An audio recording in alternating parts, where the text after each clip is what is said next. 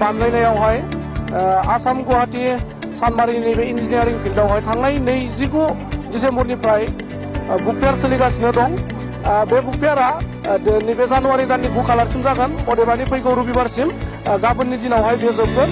दा बे समावहाय रायजोआव कर'ना अमिक्रननि साग्लोबनाया गोसारदोंब्लाबो माखासे बिजाब अनसायगिरिफोरखौ जोङो बेहाय नुनो मोनदों। बे समाव आङो बे बिजाब मेलायाव बाहागो लाफैनाय बा बिजाब मेला नायनो फैनाय बिथां नायगिरिफोर बा बिजाब अनसायगिरिफोरनिफ्राय एसे मिथिनानै लागोन। आं नैबे समाव सासे बिजाब मेलायाव बिजाब बायनो फैनाय बा बिजाब अनसायगिरि बिथांनिफ्राय मिथिनानै लागोन। नोंथाङा नैबे असम प्रकाशन परिषदनि जिथु बिजाब मेला जाबाय थादों बेहाय नों फैनानै माबायदि मोनदों? मोजां नांदों। ओरैनोबाबो आङो बिजाबफोरनि गेजेराव थानानै मोजां मोनो आरो बाहाय फैनानै एग्रे बेग्रे बिजाब गला आरो माखासे पाब्लिकेसनफोरनि बिजाब गलाफोरखौ नुनानै थारैनो जोबोर मोजां नांदों। ओरैनो दिनैहाय जिथु नोंथाङा नैबे बिजाब मेलायाव बेरायफैबाय, फैनायनि उनावहाय नोंथाङा माबाफोर बिजाब बायदों नामा? आङो एक्सुवेलि बर' बिजाब मोजां माखासे सुंद' सल'नि जथाइ बिजाबफोर बा खन्थाइ बिजाबफोर गोदानै ओंखारनाय मोनगोन नामा नंनानै फैदोंमोन। नाथाय एसे दुखु मोनदों बोरैबाब्ला बेवहाय बर' बिजाबनि गला खोब नुनो मोनाखै। आं साहित्य एकाडेमि आरो नेसनेल बुक ट्रास्ट NBTनि स्टलावहाय हाबनानै गांनैसो गुबुन रावनि स्ट'रि कालेक्सन बुकफोर बायनानै लाबाय। गांद' गांस्निसो लानाय जाबाय।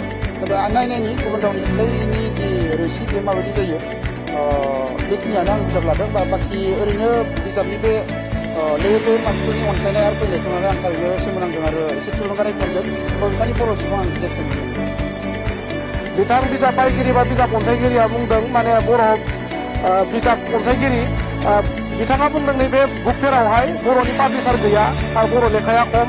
बे हिसाबै गोसोखौ दुखु मोनदों। अब्लाबो बिथाङा NBT आरो साहित्य एकाडेमिनि गलानिफ्राय बिजाब बायदों होनना बुंदों।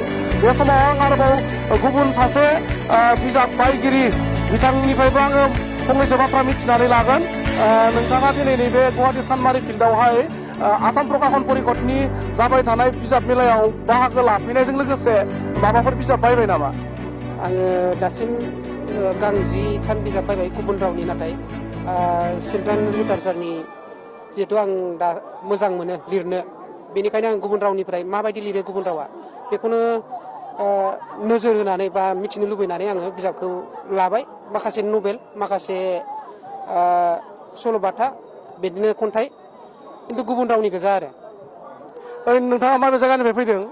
आङो बाक्सा जिल्लानिफ्राय फैदों। बाक्सा जिल्ला ओरै सिमला भुटानथिनि दावधारा। गोजोननाय थाबाय। बिथाङा बिटिआर हालाम बाक्सा जिल्ला सिमलानिफ्राय फैदों। मख'नांगोन दि बिजाब अनसायगिरि बिथांमोना जायगाया जेसेबांखि गोजानानो जाया मानो गोजान जायगाखौ नेवसिनानैब्लाबो बिजाबनि जा गन्ध बा बिजाबनि अनसायनाय जिथु बिसिनि गोरबोआव दङ बे हिसाबै माने बिजाब बायनो फैदों।